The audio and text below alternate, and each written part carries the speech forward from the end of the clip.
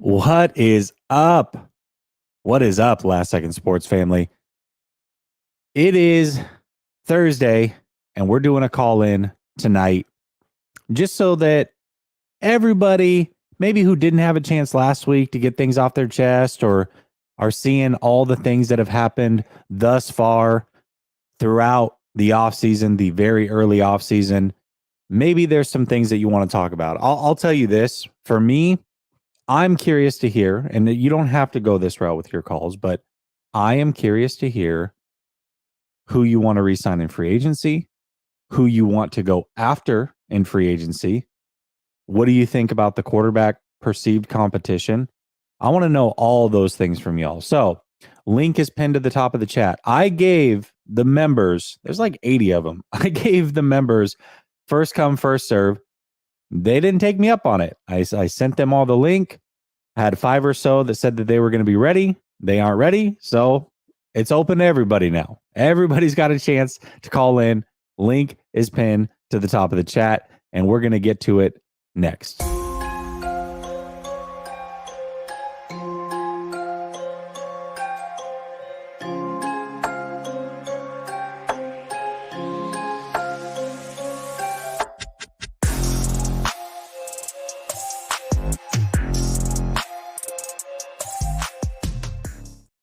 All right. Welcome back to Last Second Sports, where we are giving you our take down to the last second. It's your boy, Jesse. Like I said, call-in show starts right now. Link pinned to the top of the chat. Hit the link. That'll bring you backstage. I'll take you in order. You got 5 minutes to get your takes off. I've got only 2 people waiting right now. So if you want to get in, I always recommend doing it early because it's a guarantee. As the show goes on, that's when more people get in. We got 8 to 10 people waiting. Even if you do get in, you're going to wait 30, 40 minutes. And I don't want to do that to y'all. So call in now where the wait is minimal. Korean 49er, my guy, I'm coming to you. Then I'm going to go to Hadiz and then Caesar. What's up, Korean 49er? I'm good, Jesse. How you doing tonight? I'm doing good, man. How you been? I can't complain too much. I mean, tomorrow's going to kind of suck for me, but it is what it is. Yeah. What's going on tomorrow? Dental implant tomorrow. Implants. Yeah, that's no fun. Yeah, so I'm expecting a weekend of mush food. You know, like real soft mush food. Pudding and that. Yeah. But hey, That it is sucks. It is what it is. But with the championship game that the 49ers lost, I just felt that the Purdy luck would run out at some point. Mm. When you have all those pass rushers from Philadelphia who got more than 10 sacks, that's going to be a tough task for the 49ers offense in trying to get finding ways to move the ball down the field. So I just think that with Brock getting injured early, my confidence in the game started to kind of was even keel, but then kind of fell off the cliff like Wile E. Coyote chasing the Roadrunner. A lot of younger people won't get that reference. I will say this, for me, when Josh Johnson came in, I actually didn't waver that much. It's once he fumbled, that's when I was like, oh, this thing's over. Because they were within 7. They had the ball at the end of the half. I'm like, maybe they can get 3 here. They get the ball to start the second half. Now he's settled in. He has halftime to kind of get things going with coach. I thought they could be okay. Not that I think, Josh Johnson is on Purdy's level by any means. It's a big gap there, but I just felt like this 49er team was so good that they could make it work for a half and potentially make magic happen. And unfortunately, he fumbled, then he got injured, and that was that. So, yeah, it was rough. It was rough to see. Yeah, I just didn't. For whatever reason, I just saw that Philadelphia was just playing well, and the 49ers couldn't overcome the injuries to the quarterbacks. And as I say, the rest is history. So, yeah. But one of a couple other quick points. I always felt that Jimmy wasn't going to be back after he renegotiated that contract for this past season, and I always felt he wasn't coming back. Why would the team want to put themselves through more of that compared to you have two quarterbacks on rookie deals. Why don't you just try and stack the team the best you can with that and see where it takes you? Yeah, definitely. I think we thought the Jimmy project was over last year. That was not the case. I think just everything, the way it worked out, it was crazy circumstances. So he was able to make his way back on the team. But ultimately, with Brock Purdy, the emergence of Brock Purdy, we assume that he'll be the starter next year, or I think a lot of us do. That's not guaranteed, but one thing it did guarantee is that Jimmy Garoppolo is no longer needed on this roster. So it did guarantee that. Yes. So, and do you see the fifth-year options actually being taken on Kinlaw and I don't know if Ayuk has that? It's Ayuk, yeah. Because they were both first rounders. Remember, they traded back up into the first round to get Ayuk. Yep. So they have the option on Brandon Ayuk, but I kind of see them not giving that to Kinlaw because he's, for whatever reason, for the injuries primarily. Yeah, yeah. I don't. Unfortunately for Kinlaw, and I think this is more injury related, but he hasn't shown that he can be a high level player in this league, and he hasn't stayed healthy. And so, because of both those reasons, you can't pay him top defensive tackle money for a year and hope that he figures it out. There's no way they pick up that fifth year option. Now Ayuk, that's a different story. They've got to pick that up, and I think they will. Yeah, I agree with that. Do you see? And the last question I'll ask for you is our favorite offensive line whipping boy, McGlinchey. Do you actually see them moving on from him? Because if another team gives him $15 million a year, I say, Mike, thank you for your contributions. I wish you well going forward. We will not be pursuing you if another team gives him that kind of big money. Yeah, I personally think the 49ers would love to have him back. I think he would like to be back with the 49ers. I think he's going to price himself out. I think that's where the issue is. So I don't foresee him being back with the 49ers by any means, but not necessarily because they don't want him. To your point, I think he's going to cost too much. And the 49ers don't really have that kind of money. Sounds like the Bears might be interested. They've got $100 million. So there you go. Yeah, well, yeah, I could see that with the Bears since they do need offensive line help in the worst way. So definitely. So, all right, thank you, Jesse. All right, brother. It was good talking to you. Good luck tomorrow. Yep. I'll just have I can shake a stick at. There you go. There you go. Later, man. All right, we're gonna go Hadiz, Caesar, Boshaka, Gammon, and Niner Gang. That is the order. What's up, Hadiz? Not bad. How are you? Hey, I'm doing good. Hey, real quick, I just want to extend an invite. Link is pinned to the top of the chat. So I saw somebody that said Lance sucks.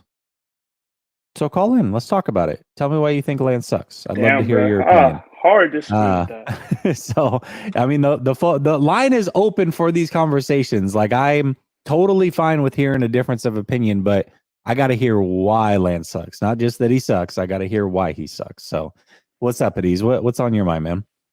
So earlier today, someone asked George Kittle, "Who do you see next year's quarterback being?" Mm-hmm. And he responds with, "It's Brock's job to lose." I'm pretty sure. Yeah. I just wanted to see. I wanted to see how you reacted to that, or like, what did you think about it? Well, first of all, I felt two ways about it.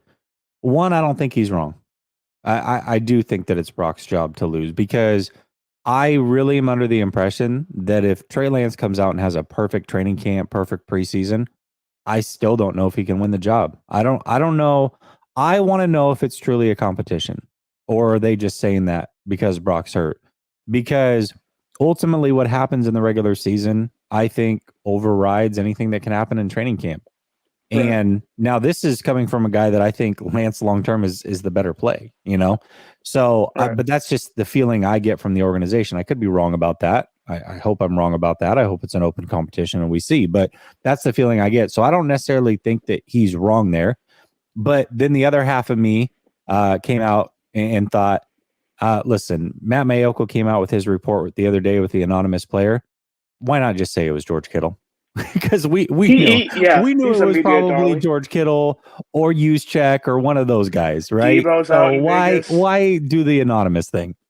Yeah, it bothered me. I thought the question was just like, come on, like this is too early now. But I guess it had to be answered. I still feel like it's Brock's job, unfortunately, because I'm a huge Lance supporter, even from the like early off season, and I just felt really bad about it because I love Lance. I think him and Danny Gray could be they could be really good together, but I guess we won't know until preseason, off season, or OTAs. But another question I wanted to ask you, I know this is kind of irrelevant now, but you had or how should I say this? D'Amico Ryan's won coach of or assistant coach of the year this year. Do you think that puts pressure on Steve Wilkins this year as a defensive coordinator? No, I don't think so. I think Steve Wilkes is going to come in and be Steve Wilkes. The one thing I like about Wilkes is he's a little bit older. He's a little bit more established. So I don't think he's going to feel that pressure at all. I happy for D'Amico. I think he deserved it. By the way, I love that he won that job. It was either him or Ben Johnson for me, Lions offensive coordinator. But no, I don't think it puts any more pressure on him. I think Wilkes is going to come in and do what Wilkes does. I think he's very confident in who he is. All right. Oh, I kind of disagree there. I feel like this Niners defense has been number one or like top 3 to 2 defenses in the league. And I feel like Wilkes might have that pressure of having to maintain that this year. And I don't feel like there's any pressure. He's got the tools. He's got the instruments. He can do it. I just feel like there is a tad bit of pressure to keep it on or to keep the Niners defense's elite going. But okay, no, I think that's I think that's a fair take. Maybe I'm looking at it a little bit different. Maybe I'm thinking there might be pressure there, but I don't think he'll feel the pressure. I guess if is the way that I'm looking at it. Not that there's not pressure, but what is the impact? Does he feel it? I feel like he's established. He knows what he's doing. He's not worried about that pressure. I don't know if that makes sense. But. And my final question, it's not related to the quarterback or the Niners at all. It's playback. I know in the beginning of the season you had playback where you had a live stream going of the game, and it was super fun. Really loved it. Do you have any plans of it next year, or maybe you're streaming? I wouldn't have stopped. I would have kept it coming. Playback lost their contract with the NFL. And so they've been working on getting it back. These things take a long time. They have it with the NBA. I don't cover the NBA, so I'm not able to take advantage of it. But they have the MLB, they have the NBA, they have Premier Soccer leagues, they have everything. They just don't have the NFL. They lost that agreement. So because of that, they couldn't stream their stuff anymore and get away with it. I hope they bring it back. I would love to do that again next year. I think it was so much fun to be able to watch the game with everybody, get instant reactions. I don't know. I really, really enjoyed that. And I know you were a big contributor to that the few weeks that we were able to do it. Let's hope that it comes back next year. But yeah, I don't know, man. I wish that it would have stayed. I loved it. Yeah. Well, I appreciate you having me on, Jesse. Absolutely, D's. Anytime. We'll talk soon. All right. Later, man. Later. All right, let's make sure didn't miss anything. We're good to go in the chat. You guys are good. Okay. All right, we're coming to Caesar. What's up, Caesar? Hey, what's up, Jesse? Long time watcher. Good, man. Finishing dinner for my kids. There you go. Got you. Hold on. What are you cooking? This won't take from your 5 minutes. What are you cooking? I'm just frying some chicken breast, with a salad and some rice, trying to eat healthy. So it's simple. Something plain. I like it. Okay. Anyways, I want to say thank you. I watch you on Grant's show with Jack Hammer. I've seen you on different streamers, and I respect your point of view. I like the way you present yourself in your arguments, and like you say, let's talk about it, right? One thing that I would like your advisor to bring up is they've been talking about like doing the dual quarterback with Trey and Purdy in this upcoming season, but a lot seem to forget it didn't work when we tried to do it with Jimmy, of course, because the whole vet and the locker room stuff. Yeah. And Kyle didn't seem prepared last year, and it's just like it would be better for him to focus on one game plan, stick with the quarterback, and just stick with it. And like we all know, Trey needs experience. Brock has showed us some good stuff, but he's still unknown. And it's just, I not that I'm trying to bash on Kyle. I'm not a big Kyle fan myself, but Yeah. I just feel that his lack of accountability and not sticking to his guns is costing us big time. In the last 3 years, what the Super Bowl and now the NFC Championship, and he's done a great job with what he's had, but it's just something that gets in the way with the slow starts. What do you think? Yeah, I agree. I don't want to go that route. Like if it's it by the way, Bosa just got defensive player of the year. Shout out to Marco, who's also waiting to call in here.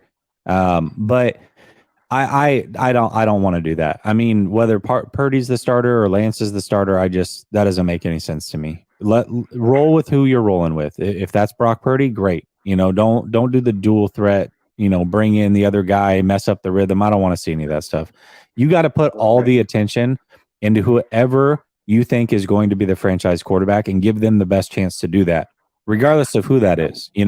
And even if I disagree with the team's decision on that, I still want to see that player be successful. I want the 49ers to figure out their franchise quarterback. Yes, and maybe that's Brock Purdy. And if that is, that's great. But let's figure it out, because what we can't have happen is we do this back and forth thing, and now we go into next offseason and we have no idea who the quarterback is yet again. Like, that can't happen. They got to figure it out this year. So whoever that is, ride with that guy. Yeah, absolutely. I absolutely agree. And it's, it all lies on the coach, Like you hear a lot of people saying there's the ones that are for and against Kyle or have their point of view. But my thing is, like, Kyle, he's living off that name. We got rid of Jim Harbaugh after losing because there was problems with ownership. And like, I don't know. I want Kyle to change. I want to get that ring. I've been a fan since '92. I was 10 years old, so, I've seen a lot of dark seasons and a lot of good seasons. I got to watch Steve play. I saw the end of Joe's career here, and it's just, that's been missing the quarterback, and we gotta stick to it. And if Kyle can't make up his mind, I would like for Lynch to step in as the GM and, force him to, give him that direction. He is the only champion on our team right now. That's won the Super Bowl. Yeah. So he knows what it takes. So yeah, he does. The thing is that it's pretty clear that Kyle's the shot caller. Like he's the shot caller. You know what I mean? Like nobody's going to tell him what to do. Kyle's the one that the buck stops with him, and so he's going to do what he's going to do. I personally don't think Kyle will go that route again. I think that he probably learned his lesson and knows that it wasn't beneficial. And quite frankly, I mean, if Purdy starts or Trey starts, chances are the other one's going to come in and play at some point because these quarterbacks can't stay healthy. So, I mean, we're probably going to see both of them for at least a game or two next year. And that's just the reality of the situation. Yeah. And then for all those fans that are saying Trey sucks, we haven't seen Trey. We got to give him a try. Like, he's got so much potential, and I'm not being biased because we go to the same eye doctor here in Southern California, but and I have an autograph helmet, but still, like, he needs a chance. He really does. And and like you said, as fans, we should support whether it's Purdy or Trey, and just stick it out the whole season and give them a try, because either or, they're both so young, and Trey is the raw of both of them. But I mean, they need the experience and the time if we want to get that ring. And here's the thing is, like, everybody should have an opinion. And this is what the 49ers have brought on themselves, by the way. So people that are like, oh, the fan base is so split. Like, why are you just choosing a guy? Can't you love both? Yeah, you can like both. It's okay to like both, but it doesn't mean you don't have an opinion on who should start. You think every player in that locker room doesn't have an opinion? You think every person in the front office doesn't have an opinion? You think Kyle Shanahan doesn't have an opinion? Why can't we have an opinion on it, right? And so it doesn't mean that we can't root for both. And once somebody's the starter, we're not going to be fully behind them. They're both really good kids, man. They are both, like, I just don't understand how you can't like either one of these kids. Just who they are as people and what they've shown to be makes zero sense to me. And then, when it comes to Trey Lance is a bust, or he's not this, or he's not that. Every time you hear the most BS stuff, and it's like, give me every reason, every excuse. And I posted this on Twitter. I took like the 7 top excuses, and then I pulled all 22 and said, okay, here it is. So these are the things that you said he can't do. I did it on the channel as well. These are the things you said he can't do. He's not, not that he's not consistent with, he just can't do them. So why can I find multiple plays in a short time span saying that he can do those things? Don't talk in absolutes. Don't say the kid's a bust. Don't say he's amazing. Just, hey, be open to he could be really good and he may not be. Like, I think he's going to be a really good player. I haven't wavered from that. I'm not going to waver from that until he gets the experience that I believe that he needs in this league. But that doesn't mean that I'm right, and I'm not going to speak in absolutes and say he's not the guy at all, or he is going to be great, because I don't know. So, anyways, cool. Thank you for your time. I appreciate it, Jesse. Keep the good work, and keep on sharing, keeping us up to date in the off season. Absolutely, brother. Enjoy your dinner. All right. Thank you. You all too. Right, later. All right, Bashaka, I'm coming to you. What's up, Bashaka? How are you doing? I'm doing good, man. So I wanted to bring up like our off season like stuff for free agency or in the draft. What type of targets do you think we should go for? Oh man, I'll be real with you. Draft wise, I haven't gotten too deep into it. I've got all 22 on every player I could think about, but I'm waiting. I'm waiting for like a week. So we'll see. We'll see as far as that goes. As free agency, I'm more focused on who I want them to bring back that is on this team. I would love for Emmanuel Mosley to come back. I would love for Emmanuel Mosley to come back. I would prefer that we keep some of the depth pieces if we can. Guys like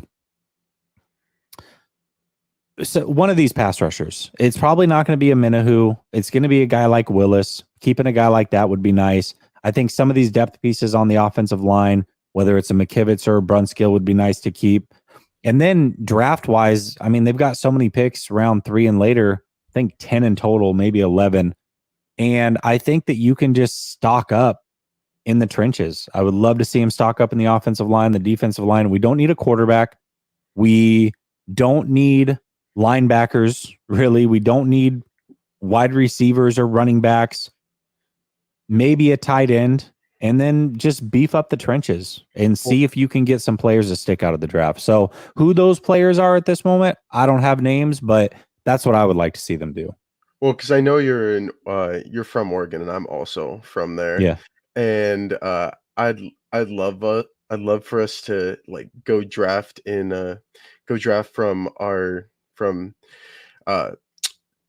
the U of O, like one of the tackles from there, because they'd probably be fairly cheap, and I know our D-line coach is at the U of O is very well put together, and I'd love for us to get some depth in the center, for God's sakes. Yeah. For fuck's sake, bro. I like to call the big defensive linemen, defensive tackles, nose tackles, I like to call them fat daddies. So we need some fat daddies. Yeah, some guys that'll stop the run. You know what I mean? Yeah, like Jones from 2021. Right. DJ Jones. Yeah. Yeah, that's basically all I want to bring up. I appreciate it. Absolutely. Whereabouts? I mean, you don't have to give your location or nothing, but are you from like Portland area or more south? I'm from Eugene. Eugene. Oh, okay. So you're like U of O all the way. I like it. I see the players every day. Like, all right. Fair enough. A mile away from the college. Like, it's very close. That's awesome, man. That's awesome. Well, enjoy it, brother. Thank you for calling in. You can call in anytime. Yeah, of course. Thank you. I appreciate all right, man. it. Later. Peace. All right. There's Bashaka. Nice call. Good call. I love talking to fellow Oregonians. It's nice. It's like a hint of home, but like enough to make me never want to go back. It's just enough to keep me happy, so I don't ever want to go back because I definitely love it here in Tampa. All right, we're gonna go Gammon, Niner Gang, Rohan, and then Marco. That is the order, my friends. What's up, Gammon? Man, I'm just having a great day. It's Thursday, and then when I go to sleep tonight, tomorrow's going to be fried dizzle. So I'm all about it. Yeah, I mean, no matter what, it's going to be a great day. You know, got to keep that one thou wow. I always love when people try to hold Kyle Shanahan accountable, right? Because that was one of my big reasons for calling in here. Was I wanted to have accountability over you, right? I wanted to prove you wrong on certain things, right? But it's one of those things you have to be smarter and better than somebody else if you're going to correct them, right? Yeah. That's just one of those things. And as far as the quarterback competition, right, I think of it as like, do we have a quarterback competition? Or rather, should we be looking at it the same way with our quarterback group or a quarterback room in the same light that we're looking at the running back room, right? This is a quarterback by committee, right? That there are no more favorites in this. You know, what is the track record? I want to ask you, Jesse. What is the track record for this regime to start and end the season with the same quarterback? It's happened twice, once. It's happened once, yeah. Right? And we've gone through multiple deep parts of this. Look. Fellow San Francisco 49ers fans, we are one of the few franchises that need to know our third stringer quarterback. Like it or not, that's the truth. Here's the thing. Trey is Mr. Right. His talent is off the charts. But Brock Purdy is Mr. Right now. Okay? Trey has things that he needs to work on, the nuances of the position. Just like with you, you work on things, Jesse, with the nuances of your skills, right? But you've noticed, and I would love for you to make a Twitter or something like this to this effect. But have you noticed a difference in the how audible Brock is and Garoppolo are during the cadences and the decrease of how the lack of volume that Trey is when he's calling those audiences or those cadences? Have you noticed that as well? Yeah. Oh, yeah. Definitely. I mean, Jimmy's like, that's one thing that players talked about. Like he gets loud with his cadence for sure. Brock definitely is. And I think for me, Gammon, and I tweeted this, to me, it's very related. I talked about Trey's confidence, and I know that internally he's confident, but I want to see that externally. And I said this a couple days ago. I'm like, I want to hear him say that he wants to compete and he wants to take the job. Well, lo and behold, 2 days later, that's exactly what we got. And I'm like, that's what I need to hear. That's exactly what I need to hear. Because even if you are confident internally, it's a completely different thing to show it externally. And so that's what I wanted to see. We've seen it from Purdy. We know how much swag that kid has. And now we've seen it from Trey. So let's go. Let's do this thing. I'm ready for it. Exactly. And when I look at the other reason too, why I say Brock is Mr. Right now, we have 4 tremendous offensive weapons, right? We're talking about CMC. We're talking about Kittle. We're talking about Debo. And we're talking about Brandon Ayuk, who will get that 5th-year option rendered to him, right? But when I look at it, I go, who benefited the most off of Jimmy Garoppolo's arm? In my opinion, it was Debo Samuel. I think Debo Samuel statistically had his best year when Jimmy Garoppolo was under center.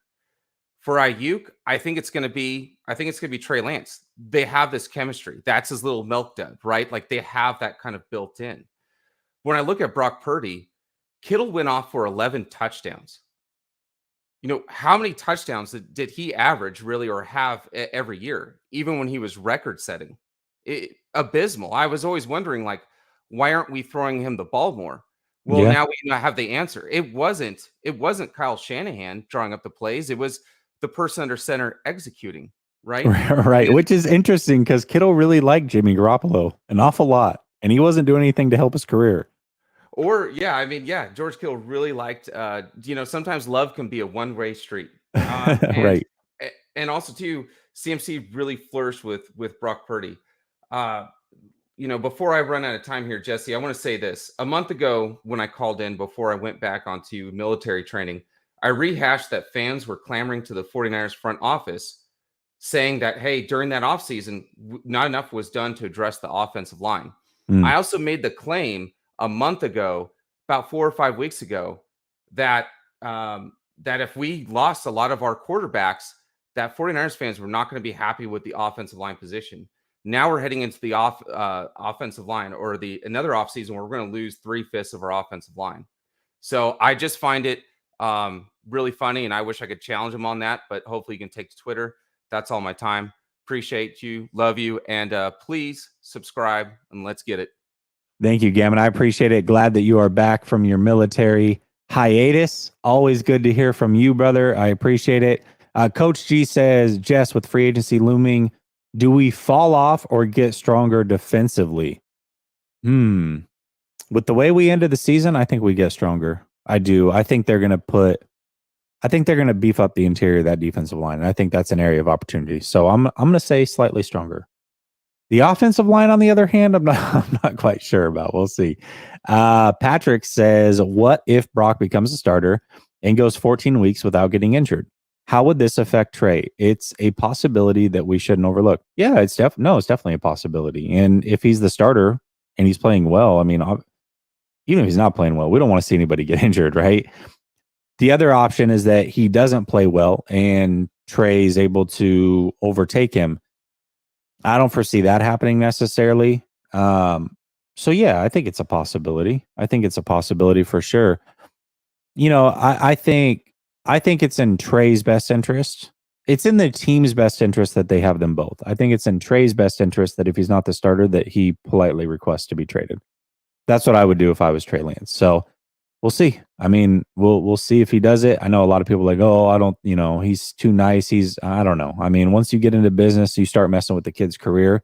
He'll be a good soldier while he's here, but I think it would be fair that he asks for a trade. And if the 49ers think that they have the right quarterback, then it shouldn't be an issue, right?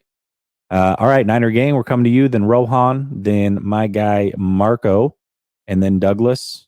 And then I got 2 more down there waiting as well. So let's go, Niner gang. What's up, man? What's going on, Jesse? How we doing today? I'm doing fantastic, brother. How are you?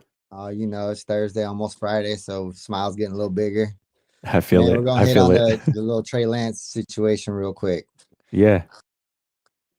He's not going to be our starting quarterback. They're going to ruin his career. And that's where Trey Lance is going to go because they're selfish. They won't let him go. Okay, because they know Brock's going to get hurt at some point, but Trey's not going to get the starting job no matter what. The locker room ain't going to accept him. Veterans ain't going to accept him. I watched Deebo Samuel's interview today with Dan Patrick, and they were like, who's the best quarterback? He's all, Brock Purdy. Okay, so it's kind of already made up there, and we all know Trey Lance's potential is just, we don't know. But he needs to be built. He needs to play. Sitting him on the bench is doing him no good. He sat on the bench long enough, and they're not willing to, worst case scenario, have a losing season if he comes out and plays. For example, Jalen Hurts, Eagles committed. Look at him, and I just think that that's how it's going to shake out for this poor kid, and that's how it's going to go. And not to say that Brock Purdy is going to be the franchise quarterback or whatever, but I think they're going to roll with him, which in turn is going to translate to Trey not playing, which we all know where that leads him. And I think it's going to ruin him, man. I think Kyle Shanahan is twisted on that. I think he wants to commit to Trey. But another thing Debo said too is Kyle don't make no decisions without the team's input. How far does that go? It's true. It's true. He did say that. I didn't see the other part about how he said that Brock Purdy's the guy or whatever. I did see, and I'm sure that it happened. But I did see where he was asked by Rich Eisen, if Trey's the starter, can you win with him? And he's like, yeah, absolutely, we can win with him. So I don't know. I think I agree. I mean, I think we know what the team wants. And the team, it's funny because we take what players say is gospel, right? Players often choose their friends. George Kittle's a great example of this. Jimmy Garoppolo is his best friend. And he, even when Brock was playing well, was like wearing his Jimmy Garoppolo t-shirt, doing the whole Jimmy thing. Like, bro, this guy wasn't doing anything for you. Like, do you not see that Brock Purdy has resurrected your career? How can you be, after winning the division, go up on stage, sit next to Brock Purdy and like wear your Jimmy Garoppolo shirt? It's like, come on, man. Like, so it's funny because these players, obviously they're in the moment, they're going to have their decisions to make, all these things, but they don't always choose the right people either. And quite frankly, they're not in quarterback meetings. They don't play quarterback, right? They just, all they know is that they're playing and they're winning with this guy and they like him. So that's what it is, right? And so that's why I say, and I agree with you, it's almost impossible for Trey Lance to overcome all of that, even with a perfect offseason, because he hasn't done it in games, right? It doesn't matter that he didn't play with CMC. It doesn't matter that he didn't play with Kittle. None of that stuff matters. It's just the 49ers players know, hey, we won with Brock Purdy, just like we won with Jimmy Garoppolo, and so that's who we want to go with. Is it the right decision long term? I don't know. I mean, time's going to tell. I don't think it is, but maybe I'm wrong. I can be wrong too. So, but it is. It's interesting. It's very interesting. Yeah, man, my speaker's tripping on my phone. Man, my internet's all messed up. I hardly heard half of what you said, Jess. I'm sorry. It's all good, brother, and your your voice is all messed up because of it too. So I'm gonna pull you out now. Feel free to call in anytime. I don't know. Yeah, it could be your internet. It also could be StreamYard. StreamYard's goofy sometimes. Dustin says, this would never happen, but I wouldn't mind playing Trey the first 2 quarters and then Purdy the second quarters during the first 8 games. Locker be damned. Yeah, it would definitely never happen for sure. But it would be nice to somehow develop both the kids, right? I mean, get both of them in there. I think that's the biggest fear too for the 49ers. Like, one, certainly they need 2 quarterbacks. So I get why they would keep Trey.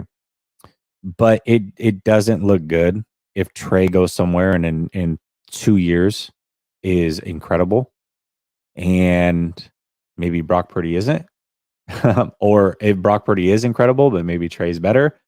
That would look really, really bad for the 49ers. It would look really bad. So, I get it. You got to do what's best for the team, and that's what they're going to do. So, all right, Rohan, I'm bringing you on, brother. What's up, man? Hey, how you doing? I'm doing good, man. How are you? I'm good. I get to be back on the Jesse Naylor show, so I'm excited. I feel like a kid again. Fair enough. Yeah, I mean, if I were you, I wouldn't be that excited, but I get it. Yeah, I know. I'm excited that you're on the show. Thank you. That makes me feel pleased now. Woo! I feel happy. Yeah, I made that whole thing up. Listen, Rohan, I don't. Okay, because you made that whole thing up, I've got to just say something off my chest that I heard you say in a space about 2 days ago. Okay. You were talking about Jimmy Garoppolo and how you think the 49ers should bring him back as a camp body. And oh look, my gosh, Rohan, you're such a liar. You were overreacting about the Brock Purdy injury news. I understand, but can you go through can you just talk me through why you said such a thing? Because I just you keep changing your stance. I don't understand it. Can you please talk about that? Well, if I hypothetically said such a thing, I don't know. I'd probably smack myself. So I can't walk you through why I would say smack yourself like right now because you did. I hate you, Rohan. I know. That's why you keep bringing me on. But talking for real, I mean, we've heard the news, obviously, and you're talking about how the quarterback room trends to competition. How much of you is you talk about the absolutes? How much of you is, in a way, definitive of what you want right now with the quarterback room, given the uncertainty of how everything that's going on, be it Purdy's timeline, be it who's going to compete, who are they going to bring in, and all those kind of questions? How definitive am I and what my thoughts are? Yeah. I'm pretty definitive. But I'm not. I have conviction in what I say, but I also want to make it clear that I don't necessarily know. Like I am confident in my opinion. I'm very confident in my opinion. I'm confident in my quarterback evaluations. For whatever reason, I've been money for the last 7 years on these things. I don't know why, but it's worked. And so Just until like you were it money doesn't, on Jimmy, huh? What was that? Just like you were money on Jimmy. Yeah, right, exactly. So I'm confident in my evaluation and what I would like to see happen, but I also do realize that that's not the likely scenario, and I also realize that I could be wrong. So I'm confident but not stubborn, if that makes sense. That makes sense, and I think that that's fair. And it's interesting where a lot of people talk in absolutes when you talk about young quarterbacks who have played either 1 year. Well, really, both of the 49ers quarterbacks on roster haven't played a full year of football, NFL football, that is, in their entire careers. And so I find it intriguing, and especially when you don't know what Brock Purdy's timeline is. You don't know what type of surgery even he's going to get until the day of the surgery, and you don't really know how Trey Lance is going to be in all of this. But all of that aside, we've heard these two quarterbacks talk with class. And how much of that do you take away when you're talking about quarterbacks, the competition, and really the human aspect of it? You've seen both players talk the way that you might want them to talk to, despite them being so young. Where does that kind of factor into all of it? Oh, big time. I think, and that's what makes me feel good about whichever direction this goes, is that I think that you're getting somebody that can be a face of a franchise legitimately and be that CEO type of player, which is what quarterbacks need to be. And so I think either way, from a personality trait wise, from a leadership wise, I think they're going to get the right. No, either choice is the right choice. Now it comes down to your preference and what you think these guys can do long term. That's where you're going to get the disagreement. But I think if anybody's paying attention, both of these guys have the temperament, the leadership, the personality to be the guy. I think that that's fair. And I want to ask you two more questions before I head on out. One on the quarterback situation. You tweeted out that Brock Purdy is Mr. Now, or what was it? Brock Purdy's Mr. Right now, but he's not necessarily Mr. Right. Mr. Right. Yeah. For those of the guys in the chat that might not have seen that tweet, might not have understand what you said, can you take me kind of through your thought process, what you mean by that tweet and the quarterback competition that ensues with it? Yeah, and I've got a video too that will explain it like really in depth, but I'll give a quick synopsis here on it. So basically what I mean by that is, first of all, let me be clear. When I say that, I'm not also then saying that I guarantee that Trey Lance is Mr. Right, because I don't know. Mm-hmm. I don't know. But if you're making me bet on who I think is Mr. Right long term, I will say Trey Lance, but that doesn't mean that he is. So I want to be clear about, like, this could be a Philadelphia Eagles situation where they had two quarterbacks. One was about to win the MVP, the league MVP. He goes down. The other guy comes in, who, by the way, had a season a few years earlier where he throws for 27 touchdowns and 2 interceptions in 10 games, goes through a masterful playoff run, beats the all-time great quarterback in a head-to-head shootout, and ultimately both those guys were the wrong guy. That's a possibility. I just feel like if the 49ers want to win more regular season games, especially more regular season games, Brock Purdy is definitely the right answer. And if you ask me, can Trey Lance win a Super Bowl in 2023? Week 1 Trey Lance, not a chance. I'm banking on week 18 Trey Lance developing so much that he can. And so when I say Mr. Right now, I'm talking 2023 regular season. If I had to bet on one guy to win 12 or 13 games, it'd be Brock Purdy. But that doesn't necessarily make him Mr. Right long term. Jimmy Garoppolo, a lot of people thought he was Mr. Right in 2019. A lot of people thought Nick Foles would be Mr. Right. We've seen it with Case Keenum. Hell, even Dak to a certain extent. It doesn't mean that these guys are Mr. Right. And when I say Mr. Right long term, what I'm saying is when you get paid and you start to strip away the talent of the players around you, can you be the main reason that you are winning games? If you cannot be that guy, then you're not Mr. Right, in my opinion. And I think that that's a really good breakdown of it, right? Because a lot of people, you and me included, were in agreement that the reason you got Trey Lance and the reason you start Trey Lance last year when in his first year as a starter isn't because you believe that Trey Lance is going to help you win necessarily the most regular season games. It's that Trey Lance was going to help you win the bowl, the big game that you had been lacking for the years past. So you go through the ups and downs in the regular season. And I think that that's a valuable insight that you take. It's because Trey Lance's traits and the really his composition of talents provides you the best chance to potentially win a Super Bowl if he can reach the potential. Now it's a bunch of what ifs, a bunch of not absolutes. But I think that's a really good breakdown. And the last question I'll ask you before I head on out is something about free agency. Mike McGlinchey is a free agent, and I'm not specifically speaking about Mike McGlinchey, but more so the offensive line. Would you invest more money in the offensive line this offseason, or would you spend more on the defensive line this offseason with the splurge free agent?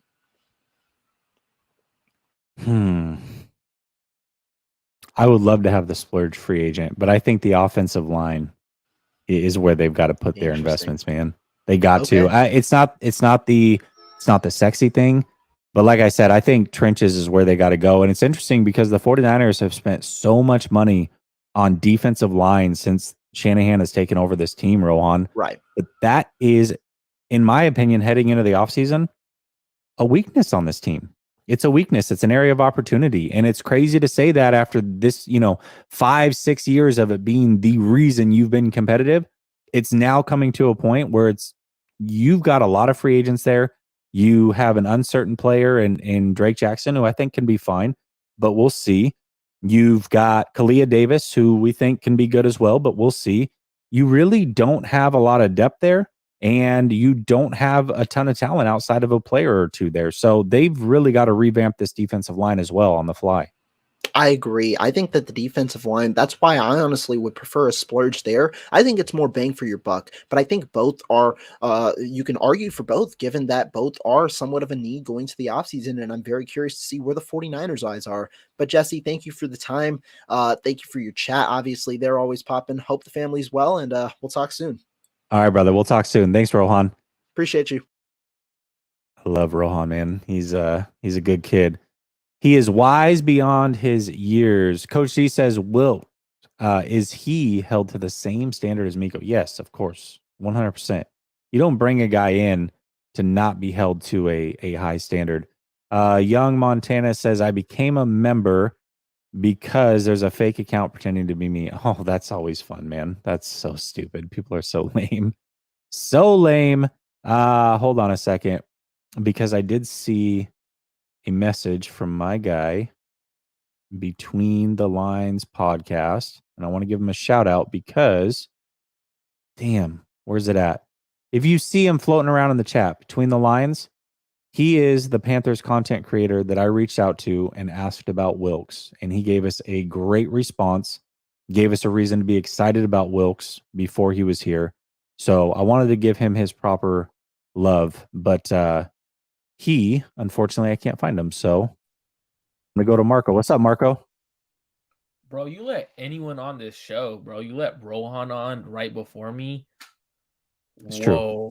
Bro, you be letting anyone on. Nah, but shout out to Rohan. It really is like the bottom of the barrel scraps when Rohan gets on. I agree. No, I agree. I agree too. Like sometimes I feel that way too, like it's just wild, So a comment that Rohan said, like obviously you could get the big splurge or on defense, or you could reamp the offensive line. Realistically, how do you reamp the offensive line? And like realistically, obviously Mike McGlinchey is a free agent. Do you move Spencer Burford to right tackle, get a guard and get a center? Or do you leave Burford at guard, get a tackle and a center? What would you do to fix that offensive line? Oh man. To me, the center position is so important. So important. I wanted them back when Lindsley was a free agent, and they were choosing between Trent Williams and should they pay him as much as they were able to. I was like, listen, if it's me, this is just me, I sign Lindsley because I think the center position is so important, and I go get a good tackle, but obviously not one near Trent Williams level. But because of the cost, I felt like they could save a ton of money. Lindsley, who's still an all-pro caliber player, by the way, is killing it over with the Chargers. That was the route that I would have gone. So for me, I would love to see them go get a bona fide center of some sort. Now, again, a lot of this comes down to who's free agents. I really haven't just like dug into every single position group. I know there are some big name guys, especially on the defensive side of the ball. As far as offensive line, I don't know who's out there. Maybe there's not a center, but I would prefer a center for sure. No, I absolutely agree. Because like when you look at the 49ers offense, like their offense is predicated on the center. What can the center do? And when the center isn't actually getting to that 3-tech or reaching the right way, like obviously Brando had a hell of a season, but he's not that top dude, right? So I agree with you there. Now, talking about Brock Purdy, talking about Trey Lance, that's a hot topic, right? Like they're hot commodities right now. That's the thing. I heard you say earlier on the show, obviously, that Trey Lance's confidence is spewing out from him right now. It's been very internal. Now we're starting to see it, right? He said he hoped Fred Warner would go to OTA so he could whoop his behind, and he said he's definitely whooped his behind in camp. Do you think this is something due to like the kind of like the way the locker room is treating Brock Purdy and putting him on a pedestal and saying he's the dude, and then the comments from, I believe it was George Kittle, the comments to Matt Miyoko saying if that's what I'm just gonna say, I don't care. If Brock Purdy is not starting, there'll be a lot of pissed off people in the locker room. Do you think that's because of like that stuff or no? Yeah, I mean, I think there's some of that. I also think this is who Trey Lance has really always been. I mean, I think that he is a polite kid. I think he's smart. He tried to navigate the locker room, and he's just realizing like me being overly nice has gotten me nowhere at this point. Like where has it gotten me? It's gotten me nowhere. So I'm just going to be myself. I'm going to be confident. I'm going to be me. I'm going to go let everything hang out and let's see what can happen. I definitely think that there is something to the fact that maybe he feels like he's also gotten unfair treatment. And it's like, listen, I'm just going to be me at this point. What do I got to lose? But could you think that could backfire on him? Like now that like the team sees a super nice, genuine dude, and then he comes into training camp or OTAs and he's very feisty, fighting for his job. Do you think it could backfire on him in that sense? I don't think so, because I don't think that they're mutually exclusive. I think you can still be a good stand-up nice guy. Like I think Brock Purdy's a real stand-up nice guy, but he also will tell people to shut the F up in the huddle, you know? He could still be the nice guy, but it doesn't mean that he has to be I don't know. I can't, for a lack of better term, doesn't mean he's got to be a bitch, you know? Doesn't mean he's got to like take everything that they're saying and just, okay, you're a veteran, I got to stand back. Like, no, stand up for yourself, man. You're fighting for your career at this point in a 49er uniform. There's nothing wrong with being, I don't think that'll bite him at all. And then I know I have 40 seconds left. So last question so I can get out of here because I don't want to waste your time. So what does Trey Lance have to do? Because everyone keeps saying he has to beat out and he has to take that job from Brock Purdy. So did George Kittle. He said it's his job to lose. What does he have to do in order to be the starting quarterback coming out of camp? God, honestly, Marco, this is, you and I have had these conversations, and I know that you know more than most. We'll just leave it at that. But my honest to God thought on this is I don't think there's anything he can do. It's what Brock Purdy doesn't do. Meaning Brock Purdy has to not be fully healthy on time, or, you know, maybe he's fully healthy for week 1, but they're not, hey, you know what? You weren't ready till late August, so we're going to give you a few weeks to really ramp up, or maybe the arm strength's not quite there. We're going to give you that time. I think it's more like what Brock Purdy has to not be or not do in order for Trey to win. I don't see the way Kyle Shanahan is and the way he does take input from his players. Debo said it. I just don't see a scenario where even if Trey Lance plays perfect and clearly looks like the better player, that these players are willing to let that override what we saw in the regular season. That's just my personal opinion. Because so now you mentioned Kyle Shanahan's like ability to rely on his players. Do you think that's leadership, or do you think that's gonna bite Kyle Shanahan in the behind, in the sense of this is his responsibility to get the quarterback position right, and he hasn't done so. But then everyone like gives Kyle his flowers for the offense looking great, but then they're not going to criticize him for, or they criticize him for him losing like the Super Bowl, NFC Championship games and stuff like that. But they're not criticizing for the quarterback position yet. Is this going to bite him in the butt? I think it eventually will. Yeah, I do. I don't know if I don't think it'll be 2023 necessarily. But I think it will eventually. I think long term it definitely would.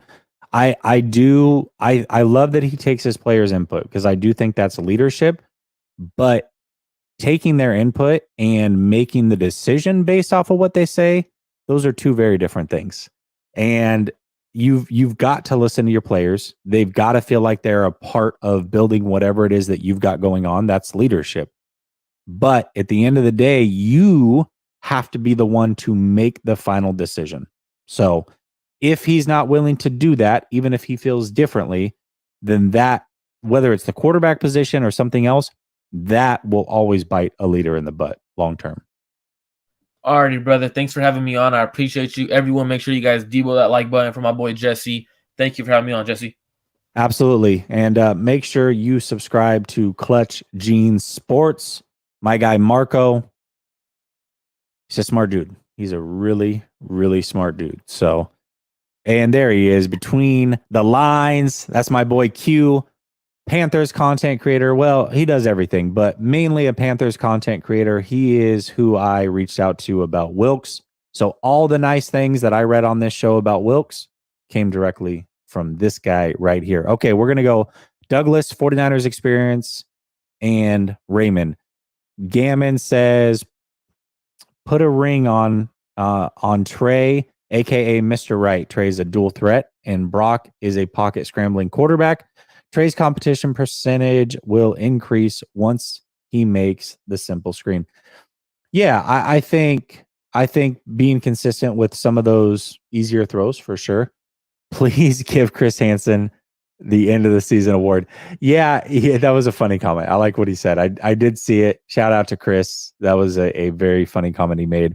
KW2421 says, how many more years do you think the 49ers have to win a Super Bowl before they start losing their biggest weapons, Kittle, Debo, Bosa?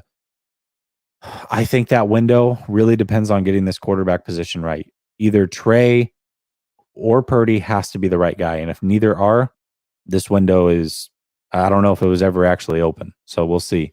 Gammon comes back and says, while we are being critical of others, Jesse, what is one thing that you are critical about yourself? Also, who is the better free safety, Ward or Gibson? Ward slightly, but man, Gibson's really, really good. Gibson's really, really good.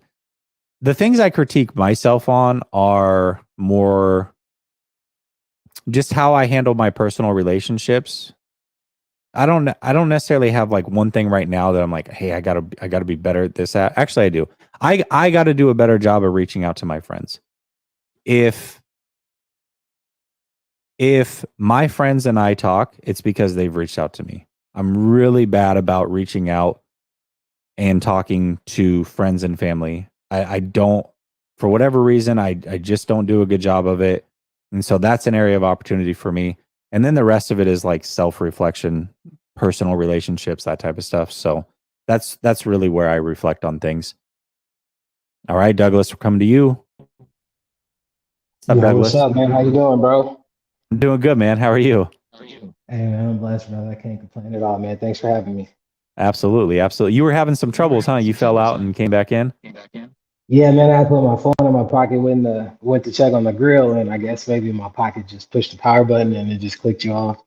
I got it. Close the screen. So yeah, man. Hey, man. So I wanted to. I got like two things. A free agent that I would like the Niners to go get at free safety. Okay. Is Adrian Amos from Green Bay. He's a free agent. He's 29. Okay. we need a free safety, right? And I that like it. kid, he's still sideline to sideline, still explosive, takes the ball away. Like I know they may go Tyshawn Gibbs because he's cheap, and I would love for them to bring back Jimmy Ward. However, I think pairing Amos with Huff would be an excellent tandem back there, especially with getting Steve Wilkes, right? What do you think about that? I love it. And I think that they might have to look at a safety to bring in because Gibson. Here, I'm gonna mute you when I'm talking because I'm getting feedback. Because Gibson, he also might retire. If he plays, I've got to imagine that he will be a 49er. I don't think it'll necessarily come down to money or anything like that. I just think he might retire. So they might need to go get a safety. And there's some good ones out there. I know like Bates is a big name. Chauncey Gardner-Johnson's a big name. But I like that one because it's a little bit, it's under the radar enough. Amos is a name that we know, but you've got some bigger name guys that are going to go first and kind of be the cream of the crop. He can be the guy that you bring in, much like Tarvarius Ward last year, where everybody was after J.C. Jackson and a couple other guys. And then all of a sudden, here comes Tarvarius sliding in under the radar, and he's our number one corner and he's locked down. I could see a scenario like that for sure. Yeah, man, I've been looking at that, looking at a couple different DBs. We for sure need to boost that O-line. Now, real quick about Trey and this Brock situation, right? Here's my thoughts. What's the rush on deciding? You have them both for 3 years. We've watched the 49ers make impulsive decisions on quarterbacks. Alex Smith to Kaepernick. Kaepernick was shiny. He looked really good. We got to a Super Bowl, but Alex Smith was already 6-2 that season. The defense was lights out, running game, lights out, great O-line. But then he regressed once the league caught up. Then Jimmy has 5 games, and then they impulsively decide on that, and we get to another Super Bowl and we lose again, right? And he regresses. So my question, though, is like, what's the rush? Because in regards to your investment on Trey Lance, you've already lost that because you can't trade him for what you got him for. So what's the rush? Right? If you can sit in the cheap quarterback room, you got 3 more years of both of them. One of them's going to separate themselves. Go ahead. Yeah, I was just going to say you've got 2 years technically because Trey Lance, if Trey Lance hasn't proven himself, you're not picking up that 5th-year option and paying him top 5, top 7 quarterback money for that year. So they've got this year and they've got next year really to figure. And really, technically they have 2 years, but they kind of have this year because after this year is when they got to figure out if they pick up Trey Lance's 5th-year option. They got to figure that out going into year 4. So if you don't pick it up and then for some reason you end up going back to Trey the year next and he blows up, well, now what do you do? Because now you're in a situation where you got to start franchising the kid. You didn't pick up his 5th-year option. They technically have, the 3 years. Really, it's more 2.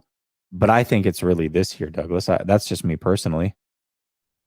Yeah, I can see that. I mean, I guess I was just including that 5th-year option because it's available, right? If he balls out and gives you a sense of this, you're like, okay, we should have this cheap quarterback room, right? For sure. Now that 5th-year option, that's going to be hefty. But if he's already going to be that guy, you're going to pay that tag anyway, right? And then if Brock Purdy leaves and he goes on and gets a big deal, now you get a 3rd-round pick for him. So you won on that investment too because you got him for a 7th.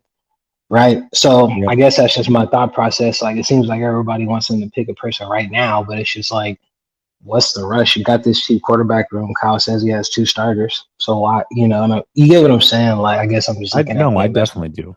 I definitely do. And we get as impatient as fans. So we want him to pick. I think it could be a fluid situation. I really think that whoever starts would get a short leash. And you could see a situation where they both play, or maybe one plays a few games, the other one, he doesn't look good. The other one comes in, plays a few games. Maybe he doesn't look good. I mean, who knows? Who knows how this thing goes? So we'll see. I mean, he doesn't technically have to make a decision, but there is some sense of urgency because he has to make a decision to at least start the season. And that is you saying in that moment, this is who I think is our franchise quarterback. That's what that now. He can change his mind mid-season or whatever, but at that moment, that's who he's saying. This is who I believe is our franchise quarterback. that. I can see that, man. Well, I appreciate you, man. I know that time is up, man. I hope you have an excellent and blessed night, bro. And grace and peace to you, man. In Jesus' name, brother. Have a good one. Keep up the good and I appreciate it. Right back to you, brother. I really, really appreciate that. Hold on. We got some good comments in here, and I want to make sure that I get to them. So hold up. I'm going to push back a little bit, Judd. Yes, they did want Jimmy, but last year's circumstance was different because Jimmy legitimately didn't sign until right before the season. So he was not there at all. There was no continuity. He could easily spin that to the team and say, hey, Jimmy's not ready. We got to roll with Trey. He's the one that's been here all off season. We've been working on this install of plays. That was a much easier road to hoe than this offseason. If both players are ready to go and he chooses Trey Lance and they want Brock Purdy, that's a whole different conversation. So we'll see. Twisted Clown says Kyle will invest in the offensive line this year. McClinchy. That's actually really funny. Gammon says, is Hufanga a legit Pro Bowl type safety, or was it more of the scheme? Did it feel like we had a Pro Bowler in the safety and or secondary level? I think so. I definitely think so. Yes, he is. He's a really hard worker too, man. The whole first guy in, last guy out. That's true with him. Every training camp, every practice, you always see it. John G says, this feels like the Jimmy G situation all over again. I feel like the players are behind Purdy because he's won and Lance has yet to get a real chance to prove himself, in my opinion. Completely agree with you. Completely agree. All right. I'm going to bring in the 49ers experience. He liked my my road to hoe comment. So we're going to bring him on. What's up, 49ers experience? How's it going, bud? It's going really good, man. Man, all the information out there on the 49ers and all these opinions drive me crazy, dude. For real. There's infinite possibilities on what can happen with the situation. But it really is. On the Brock and Trey thing, I'm going to save that part for last. But I want to get under some people's skins for a second. I love Debo. I love Kittle. They're great players. But they should trade Kittle or Debo to wherever Jimmy G signs during the offseason. Recoup some picks possibly, get rid of that energy from Kittle, in my own opinion. It's just like the way he acts. Debo needs to lose like 30 pounds and run faster. That's pretty much it. But yeah, I'll say this. Contract wise, it's really tough to trade either because most trades come through pre-June 1st. And so you will get capital. You'll definitely get picks. You're not going to save a lot of money by trading either one, but Debo, man, it seems like with CMC here, his role is just diminished so much, and he had that flash game against Seattle where it's like, okay, he's back. This is what we got. We got Debo back. And then unfortunately, we don't know what the game plan was for the NFC Championship because it never came to fruition, but yeah, we definitely got to get like Debo Samuel back. Otherwise, we need Debo. I feel it. And then the thing with Kyle in the locker room on who's really more about the quarterback, now that's kind of the crazy part too, because in the beginning of the year, they're looking at wins and losses and how we lost some games in the beginning of the year, but our whole team wasn't clicking, and Lance was in that situation. I still feel like if it had been Brock in the beginning, it would have been the same difference. You bring in Trey when you're running hot with CMC, because I mean he's the man. Like they all really just started clicking. But I really feel like with all the information out there that I also heard, that Trey is better than Jimmy and Brock. When it came to him tearing up defenses in practice and dealing with all that, they were getting mad because he kept running. Well, our defense isn't good against a running quarterback in the first place. So I can see like Warner getting upset about it. But I really think Trey's just going to take it. I really do.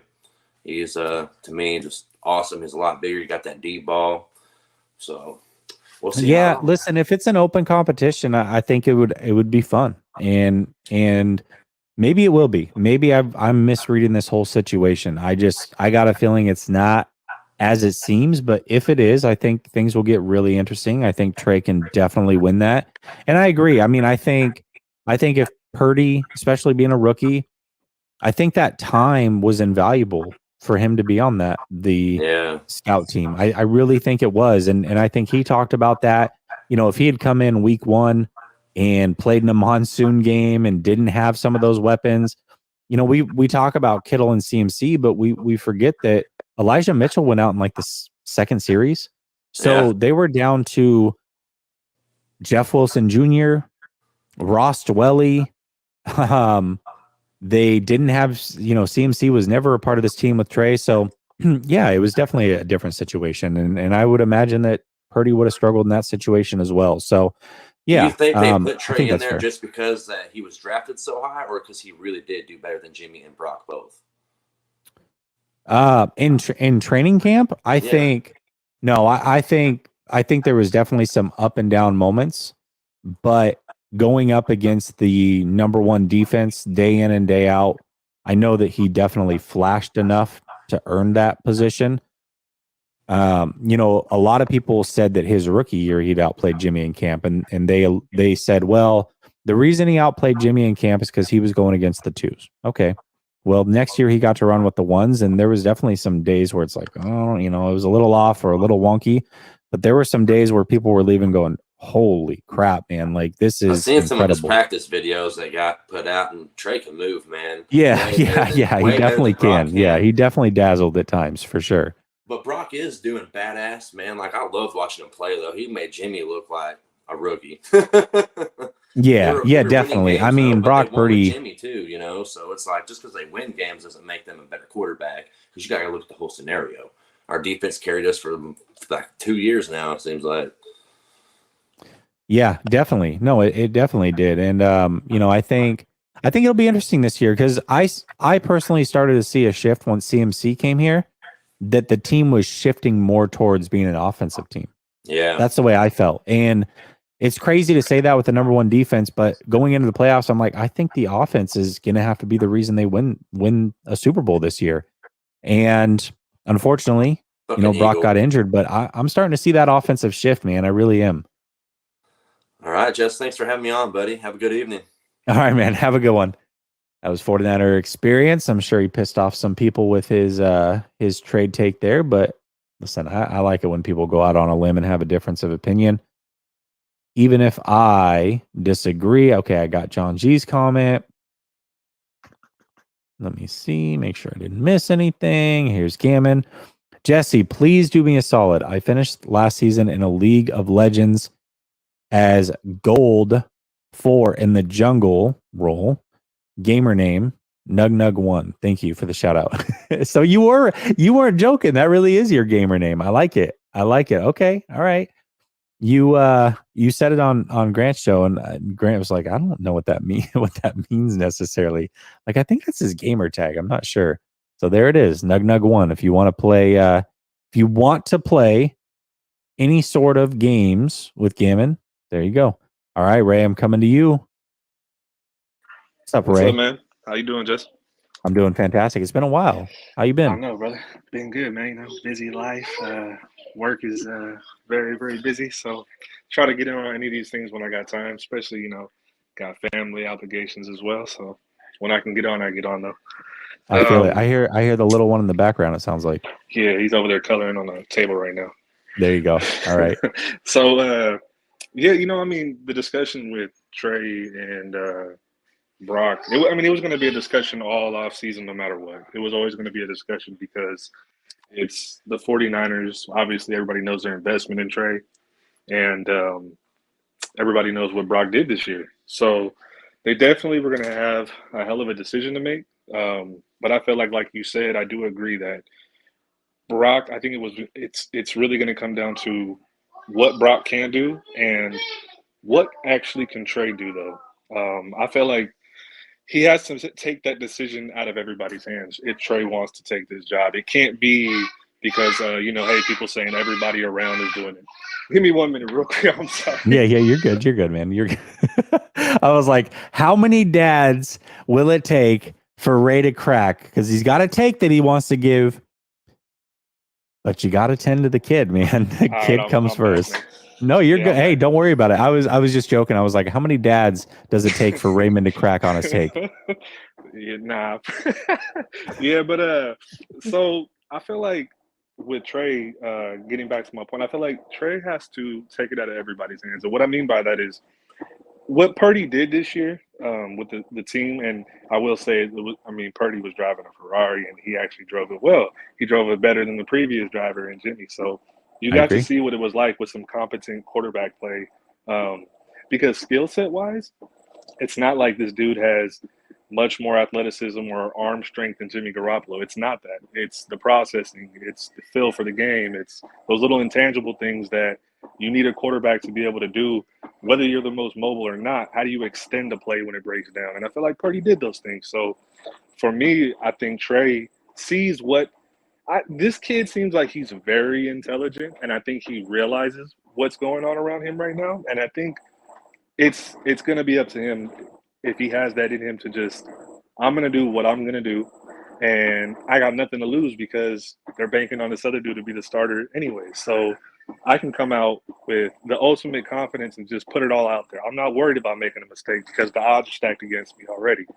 So when you have that ability to come out there, I feel like for him, the advantage is, yes, he's coming off an ankle or foot injury, but Purdy's coming off his throwing arm injury. So if anybody thinks like, yeah, it's just going to be like a cakewalk for him to come back and just come back at that same level, I mean, you're still coming off a major injury to your actual throwing arm. So it's going to have some, like, I get it for both of these guys. There are things you have to be concerned about. But if I'm looking at it from, and I want nothing but the best for Brock. If Brock is just a baller and he's going to take this job and he comes back and he's healthy, then it is what it is. We'll see what this team does with Trey. But for him, it's coming back and, okay, you came off a major injury. During your limited action that you did play in games really well, there were times where you were really skittish in the pocket and you didn't always have to bail on the pocket, but you did. So does this affect his mindset at all when you have a major injury like that to where you start getting happy feet in the pocket? Those are things to consider all around. Like, I've heard that, well, hey, Trey, you always hear these opinions, these very, very strong opinions on Trey when it's like, you do realize the dude has played less than a quarter of a game or so. You know what I'm saying? Like a quarter of a season, I mean. So it's like, to have such strong conviction is really super odd. Because I feel like any logical 49er fan likes both these quarterbacks right now. You know what I'm saying? And so I feel like I said, with Brock and Trey, the dynamic is, can Trey basically take the reins, take the job, do things that separate himself from just what's around him? Is he going to extend plays? Is he going to be out there making plays, doing things he can? That's the only way, in my opinion, that he's able to take this job. Because I feel like we've heard the little things from George Kittle, Shanahan himself, Debo. We've heard these things from guys who are just like, he's earned that right basically because of the way he played, and his only L is in a game where he got hurt. So I get it from their perspective. I just think it's a little overblown, and I want to get your true opinion on this too. Is I keep hearing about the Debo comment about, hey, Kyle, he talks to us before he makes decisions, and I want to hear. I think you gave your take on it earlier.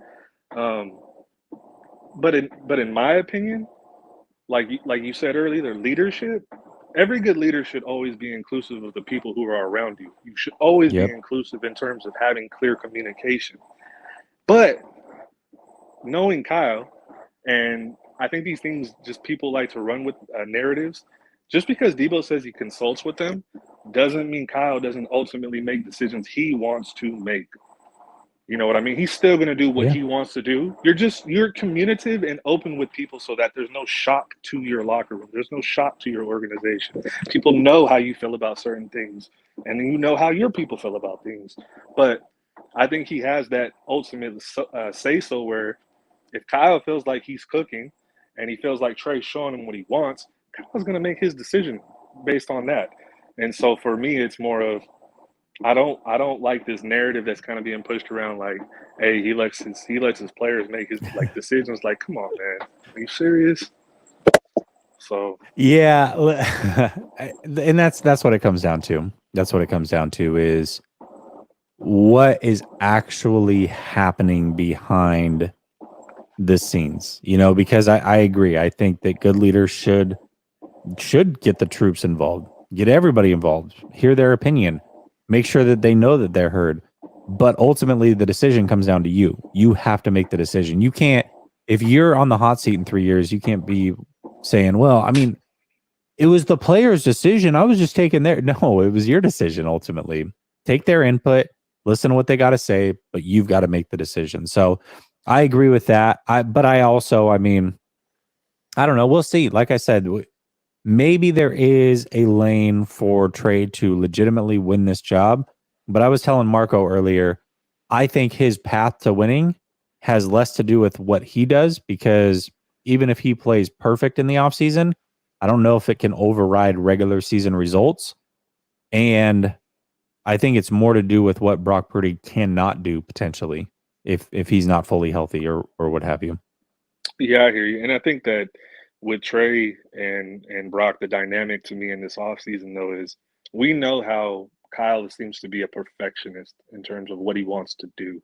So anybody, like, even if in any walk of life, like anything you're doing professionally where you're involved with other people, once you have like a solid plan of what you're doing and you've already laid out who has to be doing what responsibilities, basically, if everybody's executing at a high level, you don't change it.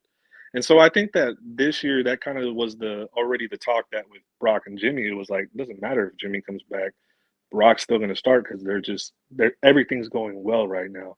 So I feel like with Kyle in the offseason, the way he likes to do his installs and everything, Brock, yes, will be there mentally, but if Trey's in the rhythm, playing with everybody, got chemistry, and they're doing things, then I think it's just hard for Kyle to say, "Hey, I'm going to put the guy in who hasn't really been able to participate in those things, and is not in a rhythm right now, and put him in a position where am I putting him in the best position to succeed as well?" You know what I mean? That's a tough call. It is, and it's a win now league, and so I wouldn't begrudge him for it. I just think that it's the long-term wrong play.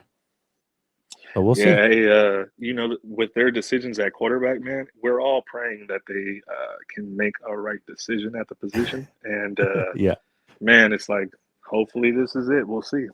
Yeah, absolutely. All right, Ray. All right, it was brother. Good talking to you, brother. Nice talking to you, man. All right, later. Ray's a OG, man. OG, original channel, original supporter. Absolutely love Ray. Good guy. Skillet, not true. But if it was true, you say it like it's a bad thing. Like as if Grant's just like not this good person. You know what I mean? Just because, I don't know. Maybe you're not saying it like a bad thing. Maybe I'm reading too far into it, but I feel like you're saying it like it's a bad thing. Gammon says, I dislike it when people say next caller in chat. How about you nut up and call in? I agree with that. Call in. Stand on your word and put yourself out there to be judged. It's tough to be on this side. And I think especially if you're reading the comments on a regular basis and you're getting flamed, it definitely can be tough. Luckily, it's my show. So if I get flamed, I always can rebuttal if I choose to do so. I could block people if I want, although that's happened maybe once or twice. But it's definitely hard when you call in or you're a guest on a show and everybody in the comments is just flaming you and you're watching. It can be tough. I feel it. I definitely feel it. So I would say the same thing. And that would be my challenge to people as well. If you think you can do better, then you call in. The link's out there. It's not hiding from anybody. What's up, Adam? Hello? Adam, yeah, hey. Hey, what's up, Jesse? How you doing, brother? I'm doing good, man. How are you? Good. Do you want me to put my camera on or? No. It's all good. Nobody can see you other than me, so Cool, I don't care if I see you or not. Cool. It's all good. I just want to say that, I've been watching you, Grant. I actually found your show, from you doing videos with Grant. You guys do very, very good work. I really enjoy listening to your guys' podcasts and stuff. It's pretty awesome. I wanted to ask you, like, what do you think about Brock Purdy not winning the Offensive Rookie of the Year? Like, I feel like he should have won that, man. Like, I mean, how much better can you do? You know what I'm saying? Yeah, and the award show is obviously going on. So I didn't know that he didn't win. Who won it? I think Garrett Wilson, the wide receiver from the Jets. Yeah, I mean, I think the only reasoning you can give for something like that is that he didn't play a full season, I guess. I don't know. I mean, if you're a quarterback and you come in and you play as well as he did, I find it really hard to believe that you don't give that award to him, but whatever. Yeah, I mean, it is what it is. I mean, he got a bright future ahead of him. I know that for sure. But all this talk about the quarterbacks and stuff like that, sometimes I get a little burnt out about it. But I was thinking about it recently. I really like Trey Lance. I'm a big Trey Lance guy, big Trey Lance supporter. And I'm not one of those guys where I have to talk bad about the other quarterbacks just to make myself feel good about Trey Lance, I'm a big fan of Brock Purdy as well. Jimmy Garoppolo, he's okay.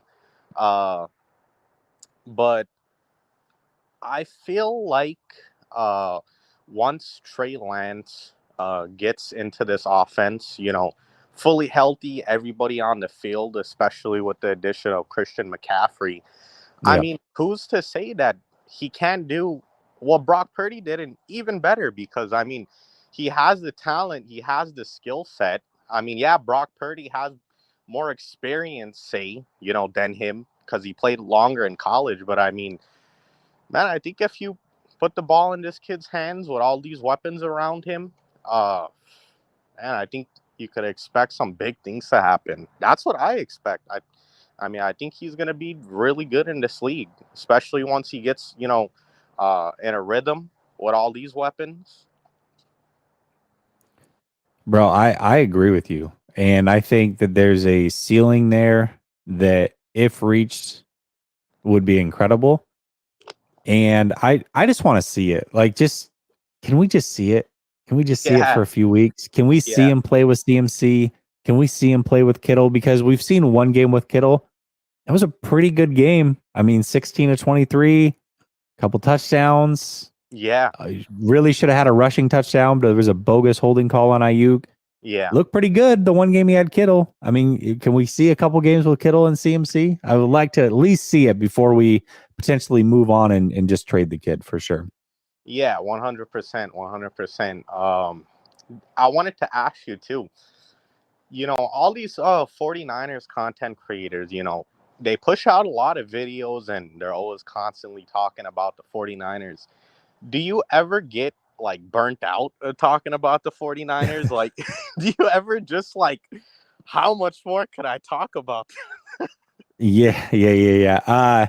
Well, I'll say this. I'm just an NFL fan. And so I did start a second channel where it's all NFL, and it's a little bit different format. It's not live shows. It's just me pumping out content over there. So I've only got like 6 videos up over there, but that's kind of my way of getting away a little bit.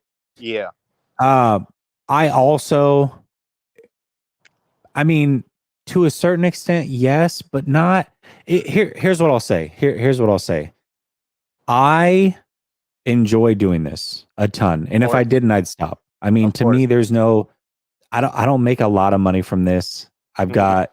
If I support my family in many other different avenues, this is not helping whatsoever from a financial standpoint. So, but it's fun and I enjoy it. I do see a path where I could potentially make it a career, and that would be a dream come true. Yeah. It is definitely hard to only talk about one team, especially in an off season. Right.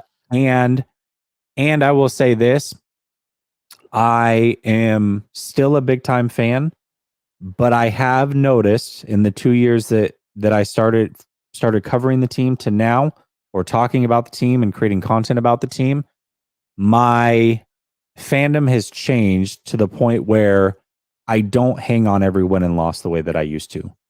2 years ago, or even a year ago, if they had a huge loss, a heartbreaking loss, even if it's in the regular season, Okay. it would ruin my week. Like it would just, I would hate it.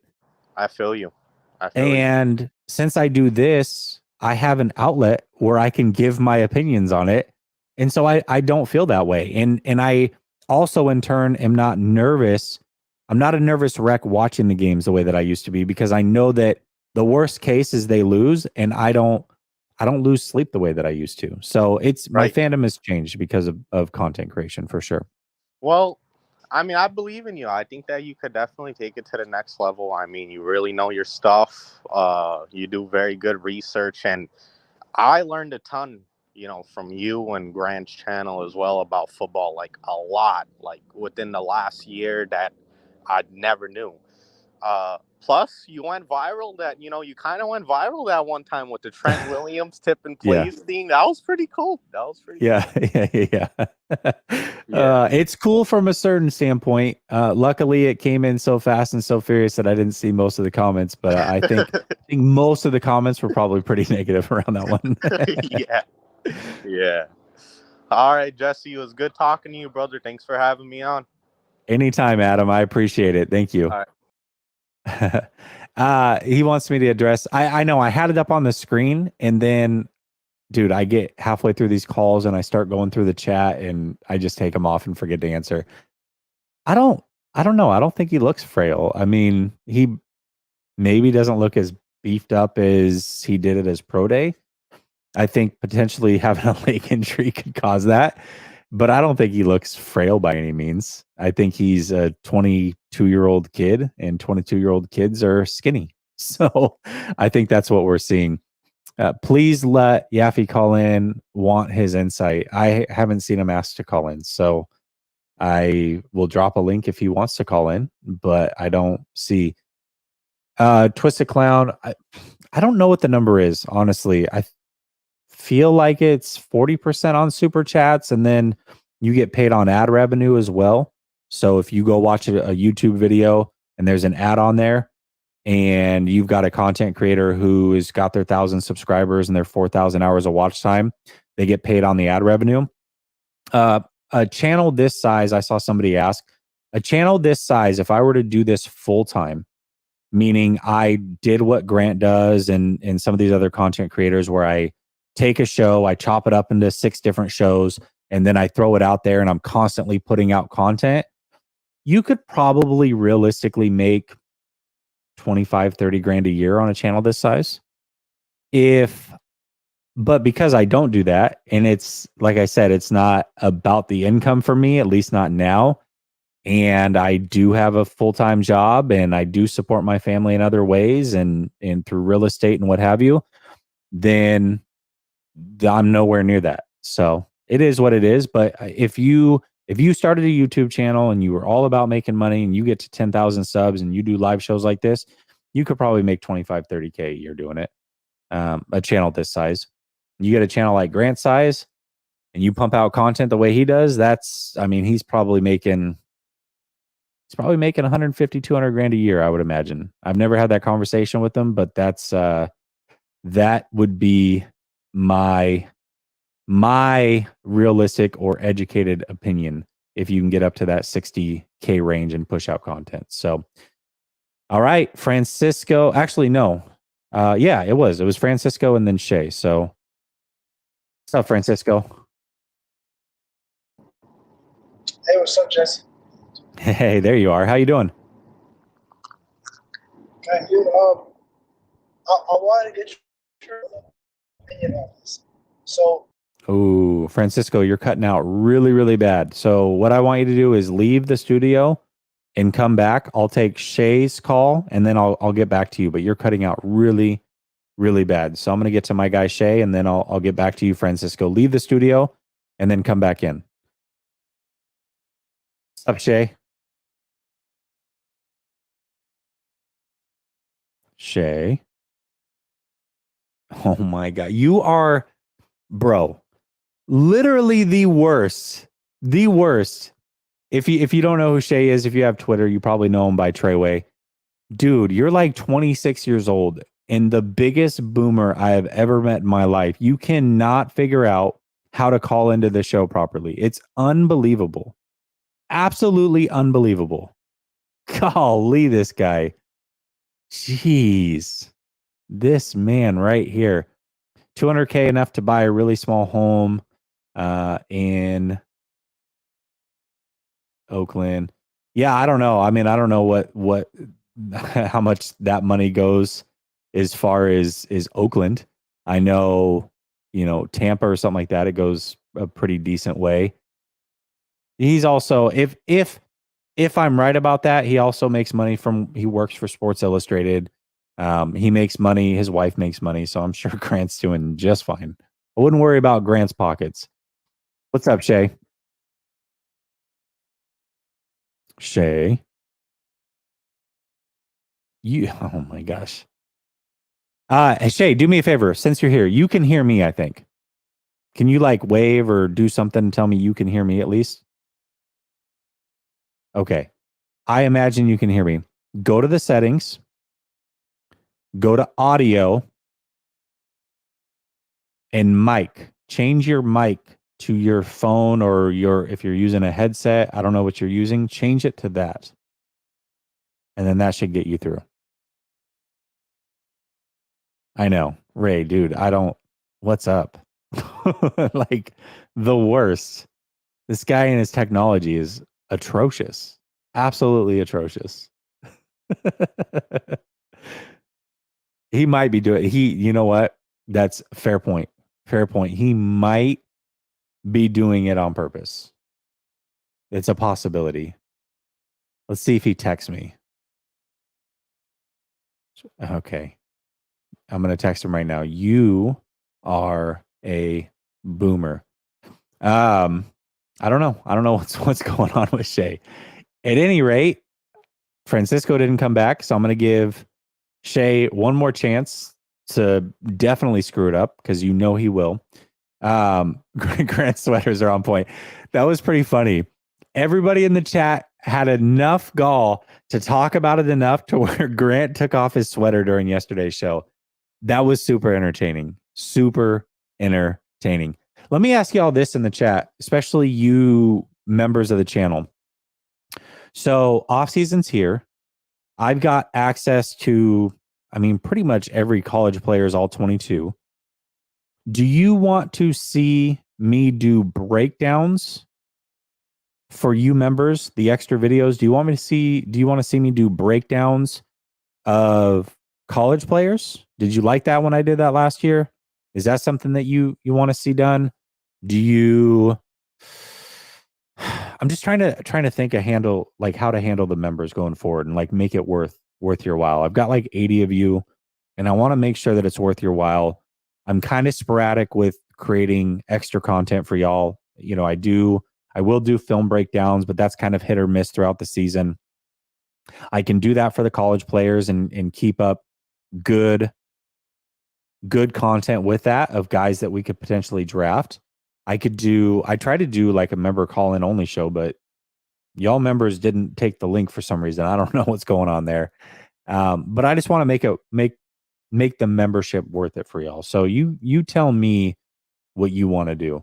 How about looking for 49ers needs in college? Yeah, I can do that. I can definitely do that, fish and chips. So I did that last year and I think it was received pretty well, but I just want to make sure that, like I said, I'm making it worth it for you members. All right, Francisco's back at least.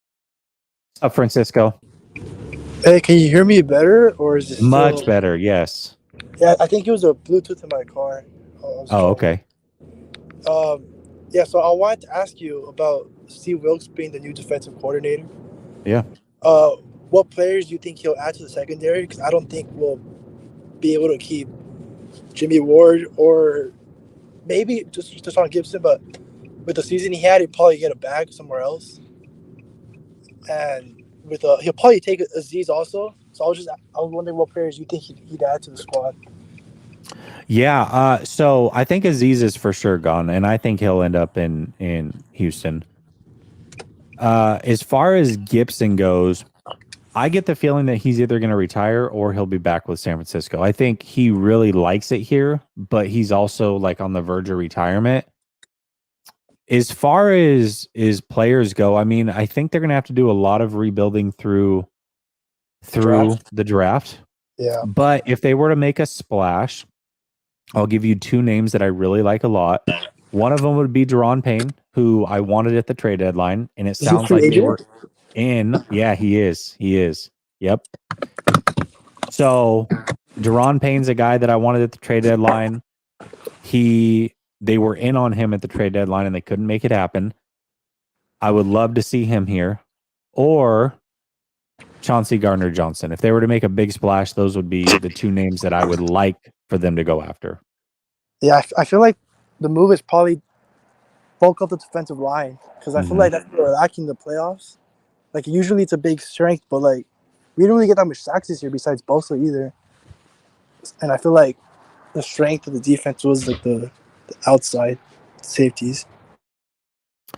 Yeah, absolutely. I mean, the defensive line needs some beef and they need some depth. I mean, they're going to lose probably a lot of players this year in free agency. So we got to see what they can do. But yeah, I mean, there's, we'll see. We'll see.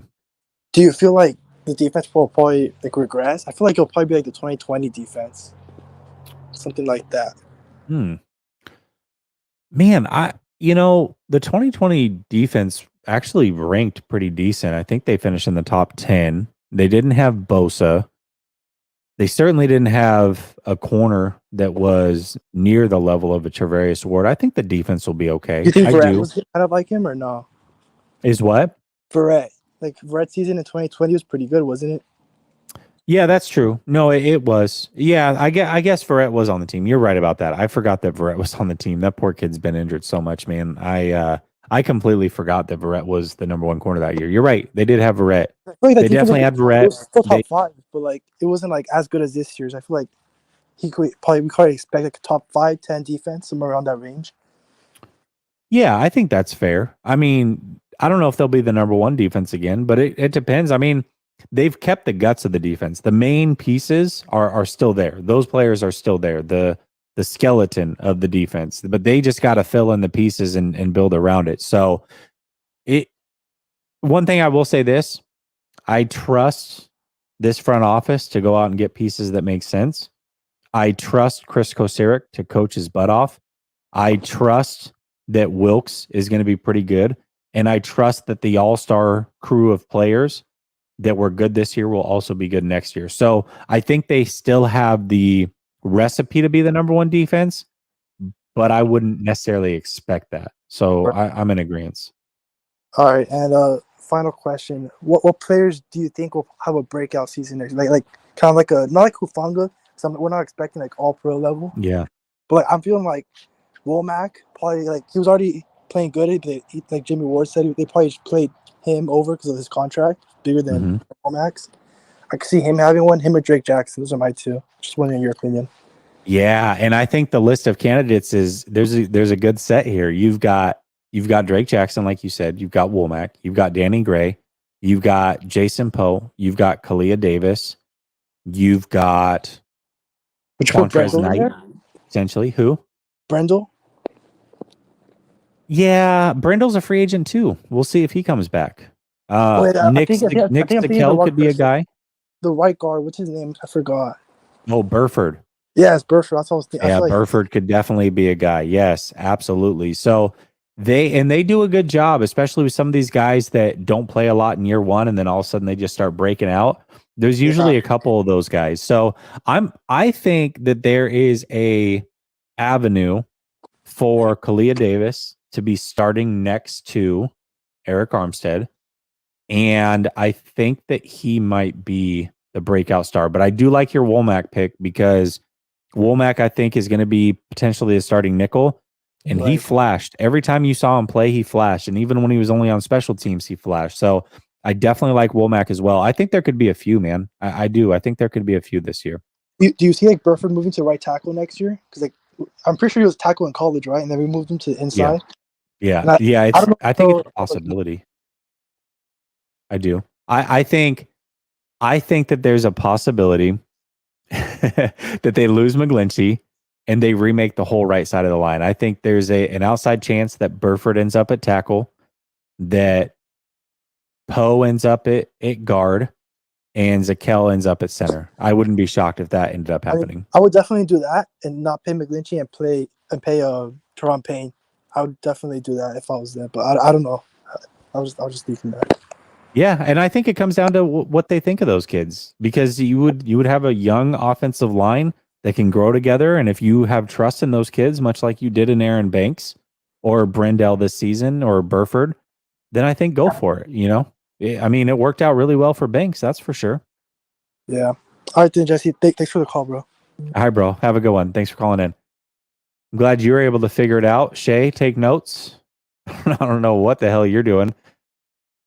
Calvin says, keep up the good work. Kyle and John said that they have 2 starting quarterbacks, so may the best person win the job.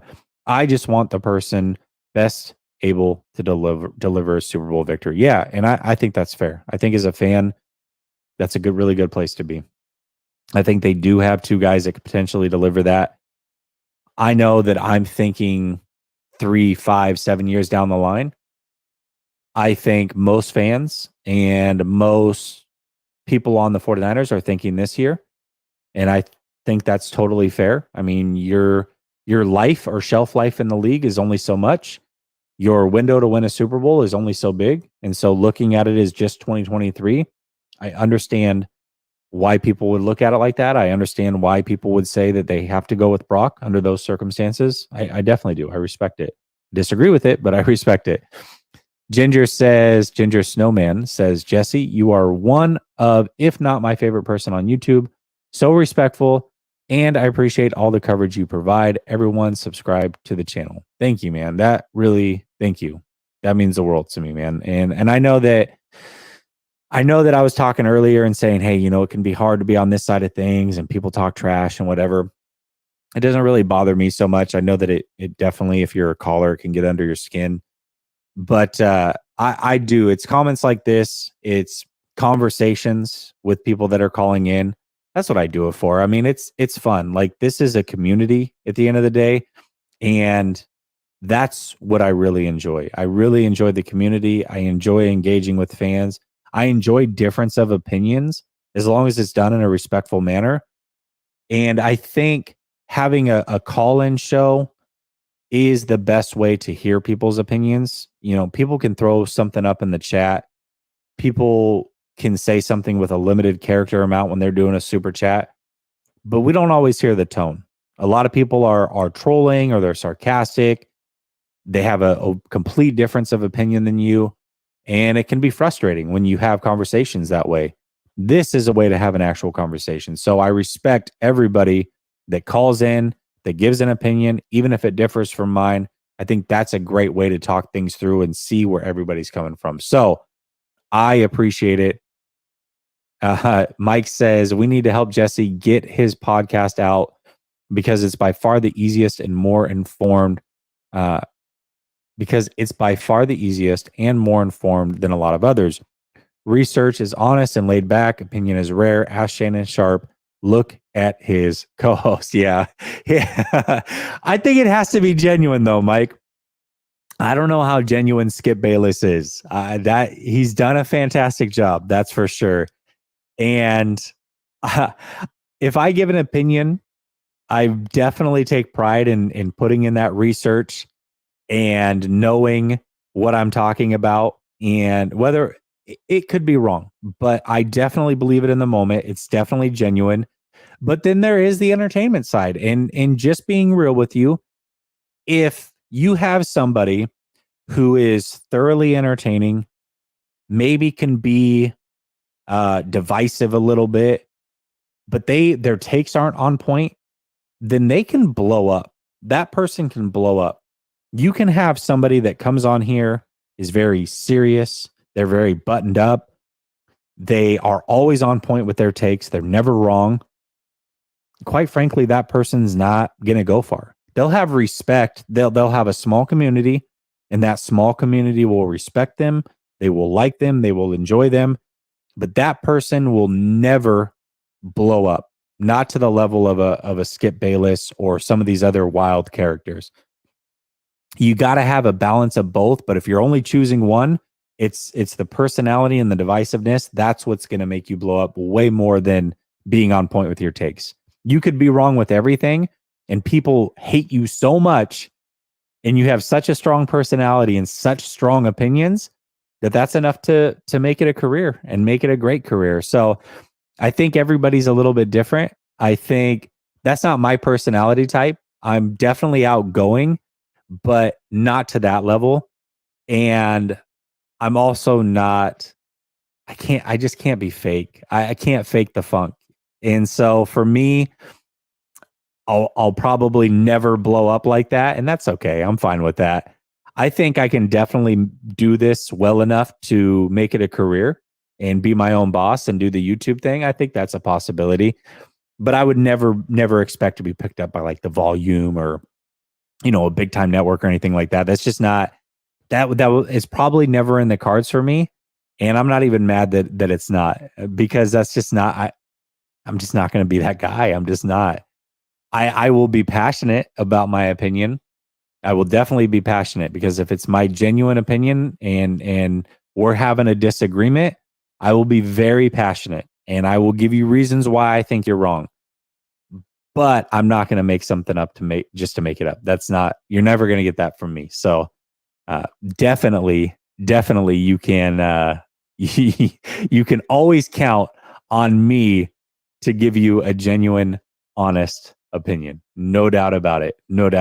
And learning to be entertaining about that opinion, that's something that comes with being on camera and being here and practicing and doing that, because there is definitely an opportunity for myself to be more engaging and more entertaining.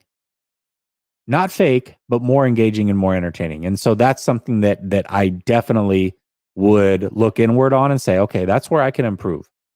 It doesn't have to be super outward or fake or something I'm not, but it definitely can be improved. And so that's what I would say that I would have to work on. But the take is always going to be real. I guarantee it. I promise you. I don't know, Kawakami. It's funny because when I first came in this community, he blocked me almost immediately. I hadn't even really done shows or anything. And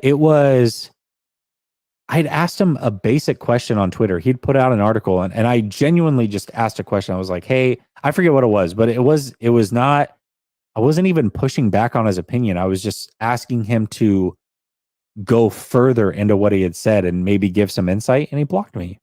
And then I heard that he's like Mr. Block. He blocks everybody. So I don't know. That's the only thing that I know about Tim Kawakami, is that he is a block monster. But I don't understand why. I'm not really sure why that is.